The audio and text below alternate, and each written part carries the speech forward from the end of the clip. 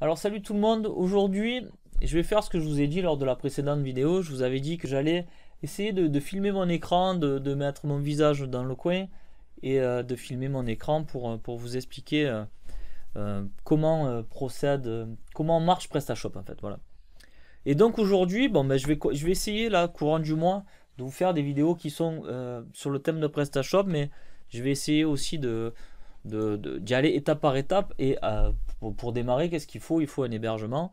Alors, PrestaShop, c'est une solution gratuite, mais il y a quand même une partie payante qui est l'hébergement. Alors, l'hébergement n'a rien à voir avec PrestaShop, c'est deux choses différentes, et c'est ce que nous allons voir aujourd'hui. En fait, je vais rapidement vous expliquer ce qu'est un hébergeur, ce qui est un nom de domaine, ce qui est un serveur, quel hébergeur je vous conseille, etc. Donc, ben, nous voilà partis. Je vous invite à aller sur l'écran.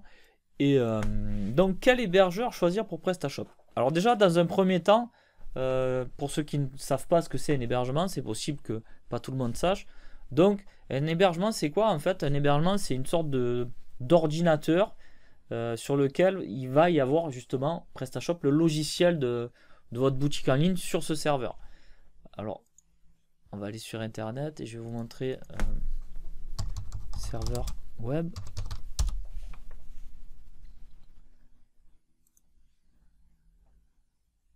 Voilà le principe en fait de ce qu'est un serveur. Alors là, vous voyez, vous avez un serveur donc qui est chez un hébergeur donc, et sur ce serveur, vous avez votre site e-commerce. Et du coup, tous les gens là qui veulent consulter votre site, ils vont directement sur ce serveur, sur cet ordinateur. Voilà. Alors là, ça c'est le serveur, et ensuite il y a le nom de domaine.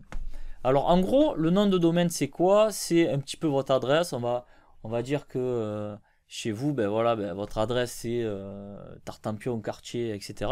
Ben là c'est pareil, en fait, vous allez acheter un nom de domaine, une adresse. En général, ça coûte entre 9 et ça peut aller plus haut, mais en général, voilà, ça coûte 9 euros par an. Si vous voulez, vous avez par exemple passion-commerce, mais voilà, j'ai acheté le nom de domaine passion-commerce. Et ensuite, j'ai pris un hébergeur pour mettre mon site dessus.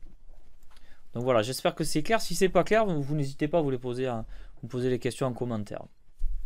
Donc ça c'est pour l'hébergement, c'est très simple en fait. Ensuite, quel hébergeur choisir? Alors un hébergeur, c'est quelqu'un qui va justement avoir la gérance de votre serveur, etc. Et moi, ce que je conseille quand on débute, c'est de faire simple. Vous savez, à chaque fois je vous le dis, quand vous débutez, faites simple. Simplifiez-vous la vie un maximum. Et une fois que ça tournera, une fois que vous verrez qu'il y a des résultats, ben, allez chercher les petits détails pour peaufiner au fur et à mesure. Mais dans un premier temps, on fait simple.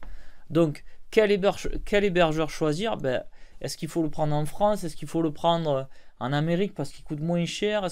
Ben, moi, ce que je vous conseille sincèrement, c'est de prendre un hébergeur français. Déjà, en termes de vitesse, le serveur sera en France. Donc, vu qu'il sera en France, tout ce qui est, tous les internautes français iront directement. Les tuyaux mèneront sur un serveur qui sera en France. Imaginez si le tuyau, vous m'avez compris, hein, c'est le réseau internet, doit aller à chaque fois en Amérique pour revenir donner le chargement, les images, etc. Bon, ben, du coup, ça va être plus long. Donc, moi, je vous conseille, est-ce qu'il faut prendre un hébergeur français? Ben oui, complètement. Quels sont les hébergeurs français? Il y en a plein. Il y en a plein. Principalement, il y a OVH.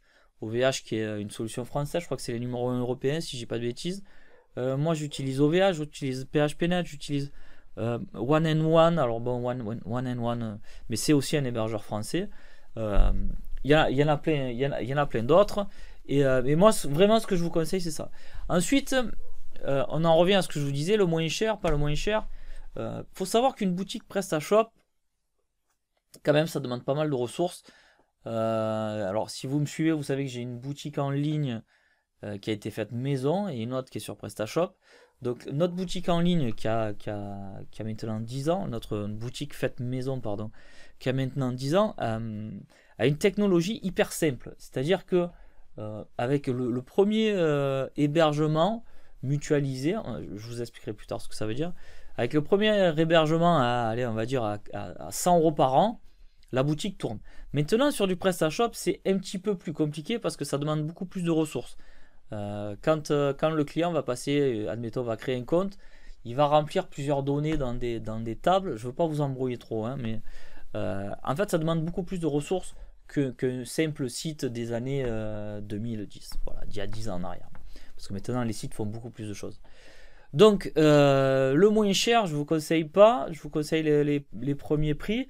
Mais regardez bien si l'hébergeur propose un hébergement pour PrestaShop. Alors, il y en a pas mal qui font ça maintenant.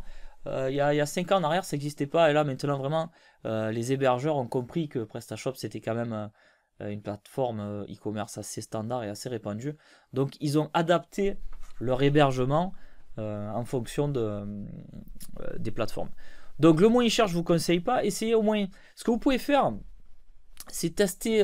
Prenez un hébergement, vous testez, vous installez votre boutique PrestaShop, vous testez. Si vous voyez que c'est trop lent, eh bien, upgradez un petit peu votre hébergement au fur et à mesure. Voilà pour ça. Donc, le plus rapide, le moins cher. Bon, là, le moins cher, donc je vous conseille pas, mais pour commencer, allez-y doucement. Et le plus rapide, bon, le plus rapide, c'est des machines de guerre, mais qui sont hors de prix. Comment vous expliquer ça? En fait, on a ça d'ailleurs, j'en ai pas, je l'ai pas marqué, mais je vais l'inscrire là. On a dans les serveurs, on a plusieurs choix en fait. On a soit le serveur mutualisé, ou soit on a le serveur dédié. Voilà. Donc serveur mutualisé ou dédié. Qu'est-ce que ça veut dire? Un serveur mutualisé, c'est un serveur où vous allez être plusieurs. Je vais revenir un petit peu là. Voilà. C'est un serveur mutualisé, il va y avoir plusieurs sites sur ce serveur. C'est-à-dire que vous allez avoir votre site, plus le site de Gertrude, plus le site de etc. etc., etc. Et en fait, comment ça marche? L'hébergeur va ouvrir les tuyaux en fonction du trafic. C'est-à-dire que si vous avez, admettons, 200 visiteurs jour, le serveur va être... Je fais un gros schéma, hein, je ne rentre pas dans les détails, mais en gros, le serveur va adapter les ressources de celui-ci à votre site pour 200 visiteurs. Admettons, il y a un autre site qui a qu'un visiteur jour, vous allez grignoter un petit peu sa bande passante et sa puissance parce que l'autre site ne gaspille pas beaucoup de trafic, etc. Et en fait, c'est ça, plusieurs sites vont être mis sur ce serveur. Le but, c'est que l'hébergeur arrive à vous faire avoir un site internet qui tourne et que ça profite à tout le monde. Alors, vous avez bien compris que le serveur mutualisé était un serveur qui n'était pas cher. Mais il a ses avantages parce que un serveur mutualisé, vous n'avez pas à l'infogérer. Donc, qu'est-ce que ça veut dire infogérer? Je vous le dis de suite après.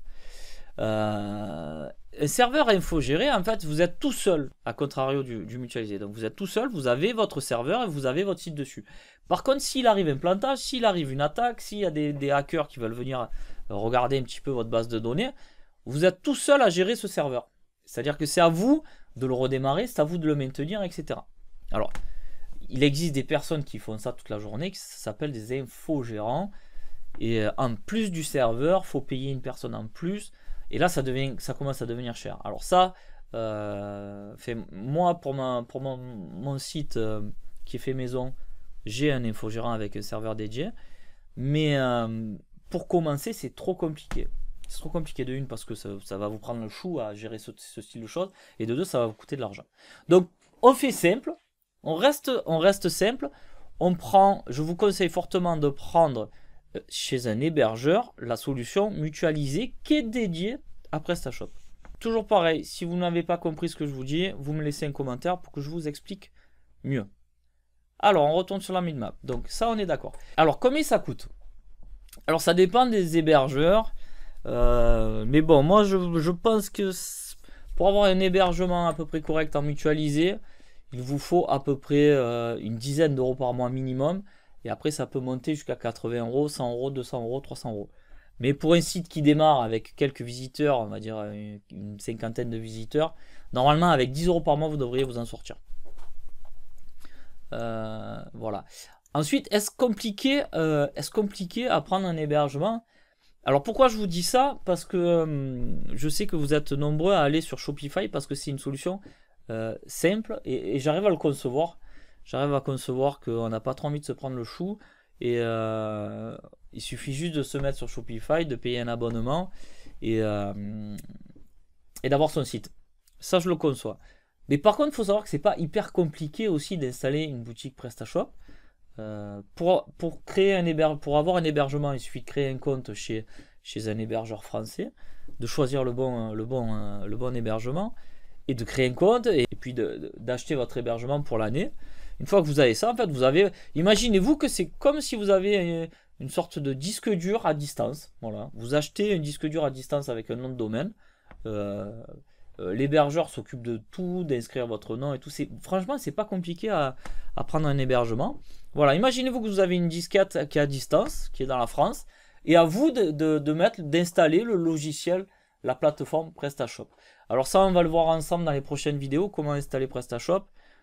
C'est pas très compliqué, mais surtout, on va voir dans le détail quelle version prendre, etc. Donc ça, on verra au fur et à mesure du mois. Voilà, alors je sais que pour ceux qui maîtrisent un petit peu Internet, les hébergements, etc., cette vidéo ne va pas les intéresser, je suis sincèrement désolé, mais je voulais faire cette vidéo pour vous accompagner vraiment si vous débutez en e-commerce et que vous pensez que PrestaShop c'est hyper compliqué à mettre en place. Non, non, zen, PrestaShop c'est pas si compliqué, il suffit de savoir les bonnes choses. Voilà. Donc, ben voilà, je vais terminer. Bon, on est déjà à 12 minutes, c'est pas mal. Bon, c'était un test alors avec cette webcam vers moi plus l'écran. Alors, ben, je sais que je suis un peu brûlé là parce que je suis en face de la fenêtre. Donc, je dois être un peu palo au niveau du visage. Mais bon, c'est un test et on verra ce que ça donne. Je peaufinerai au fur et à mesure. Et si pour vous, cette vidéo vous a aidé, si vous pensez que vous allez franchir le cap, passer sur PrestaShop, ben, n'hésitez pas à me laisser un petit commentaire ou mettre un petit j'aime. Ça fait toujours plaisir de voir que ce qu'on fait ça intéresse et que les gens, qu'il y a des gens à qui ça plaît, que vraiment il y a un intérêt. Et du coup, ben voilà, ben nous ça nous donne envie en tant que créateur de contenu ben de continuer à faire des vidéos dans ce style. Voilà, si vous n'êtes pas abonné à la chaîne, bien sûr, vous pouvez le faire. Et si jamais vous voulez connaître mes sites e-commerce, je vous invite à vous inscrire dans l'espace membre de Passion-e-commerce. En fait, c'est un espace membre. À l'intérieur, en fait, vous avez quelques formations gratuites autour d'AdWords, sur la logistique. Enfin, il y a plein de petites formations gratuites.